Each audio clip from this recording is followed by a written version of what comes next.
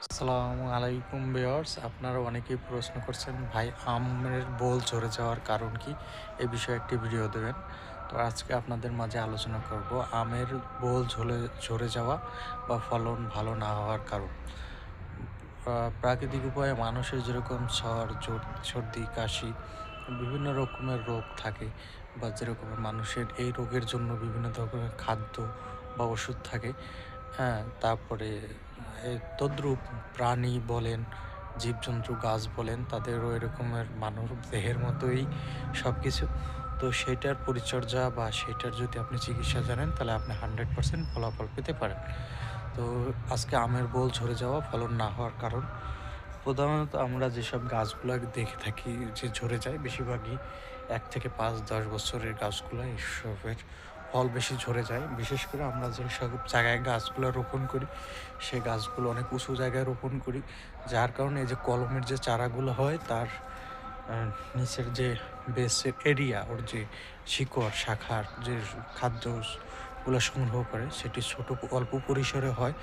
যার কারণে পর্যাপ্ত মাটির নিচে যেতে পারে না। যার কারণে গাছের গোড়া শুকিয়ে গেলে ও পর্যাপ্ত খাদ্য পায় না। যার কারণে ও বোলগুলোর গাছের পর্যাপ্ত শক্তি থাকে না, পর্যাপ্ত এনার্জি থাকে না, এবং মাটি থেকে তেমন রস পায় না। যার কারণে অনেক বোল ঝরে যায়। এই ক্ষেত্রে আমাদের করণীয়, নিয়মিত গাছের গোড়ায় হাঁড়ি ছিদ্র করে পানি দিতে হবে। হাঁড়িতে পর্যাপ্ত পানি রাখতে হবে, নিজে নিজে টেনে নিবে, মাটিতে খাবে।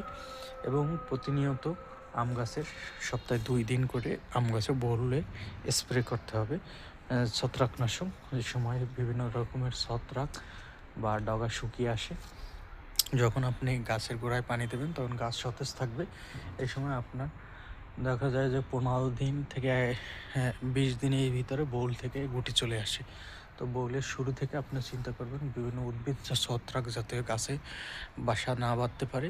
সেক্ষেত্রে আপনার প্রতি সপ্তাহে কমপক্ষে একবার করে গাছে স্প্রে করতে হবে ছত্রাকনাশক স্প্রে।